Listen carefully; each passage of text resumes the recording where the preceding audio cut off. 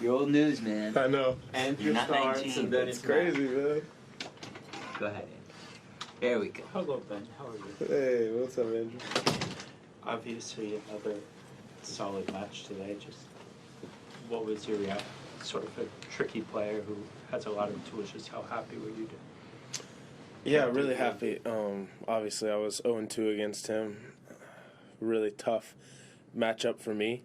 Out of all the guys in the top 20 and on tour, just one of those guys that gives me a lot of problems because he can neutralize my serve. His natural patterns go to my backhand side. He keeps the ball really low, great slice, and passes really well when I want to come to net. So not an easy task, and yeah, happy to get through it. Obvious. What? You want to go ahead? It's okay. Go ahead, Andrew. Your next opponent, obviously, someone you grew up watching. I'm just curious what some of your earlier memories are of watching. No, I mean, there's this one highlight tape I feel like everyone's watched on YouTube that's just nuts. For me, probably the greatest tennis highlight tape of all time is Gale, just a lot of athletic plays. One of them being that, I think it was at Roland Garros when he dove for that overhead and then ended up winning the point. He's going nuts. So for me, there's one guy in all sports that you're like, man, that guy's got the greatest mixtape, like hoop tape or NFL tape. College football is Tavon Austin. He had the greatest tape of all time. For me, it's Gail Monfils. Are you Matt, did you? Have you bumped into Lerner in the locker room today, or Alex, or any of them? And Yeah. what's the vibe? What's going on? Are you guys Yeah, I mean, chatting up each other? Yeah, me and Alex are boys. I've texted him and told him he's a dog after every match that he's won, because it's true, he is a dog. I think that he's going to be towards the top of the game very soon. I just love the way he plays. I love watching him. I think that his improvements on the forehand side have been insane. His movement, a lot of improvement. His serve, obviously the backhand's cash, and he loves to come to the net. So he's just one of my guys that I love to watch and love being around. We're going to play doubles, Indian Wells in Miami, so looking forward to that. And then obviously Lerner, he's not as it's not as normal for him to just like come up to me and start talking. He just hasn't been out here that much, but try to make an effort every time to go up to him.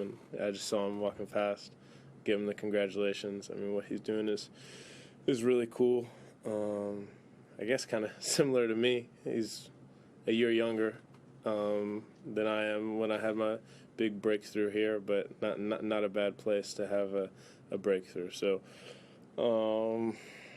like I said, on top of all the guys that are already at the top in the U.S., we got a lot more coming, and it's just starting to show itself. just being the only seed left in your quarter now make you at all? I don't know if you knew that, but No, man, I don't look forward. Okay, but now that you've heard that, sorry, does that make you at all feel like you have a chance to sort of step up and show why you're the one who's in boldface in this section? No, I mean, I always feel like I have a chance. I always back myself. I always playing the big guys. I feel like I have stuff that can make them uncomfortable, and I never walk on the court not thinking I have a chance to win. It's just the way that I'm wired, and probably why I've had some success in moments that I probably shouldn't have had, or before I was really ready for it. But yeah, for me, I don't really care who's on the other side of the court. A lot of people were asking me how I was feeling about playing Musetti, him being 2-0 against me, and for me, playing in the Grand Slam is different. If I'm healthy and I'm feeling good, I always feel like I can go the distance 5 sets, and that's half the battle. Trusting in your ability to make it all the way to the end. So,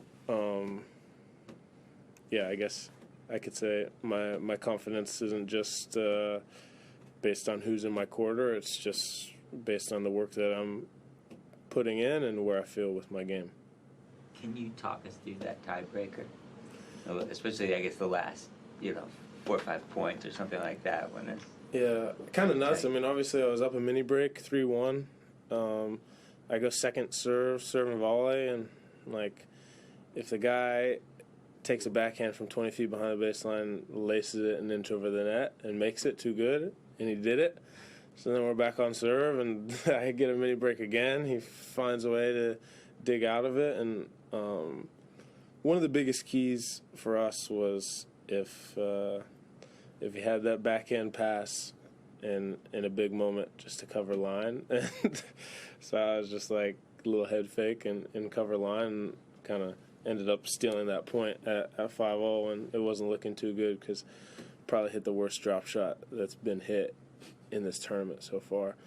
So got a little lucky to come away with that one, and just happy with the way I closed it out, serve +1. So that was something you guys had discussed, cover on the if he's coming with a backhand. I mean, it wasn't like 50-50 take a guess. I had 2 matches of tape where he's passed me probably 65 times. So there's a lot to look at and analyze. What's one? Anyone? What is? Oh, go ahead. Would you?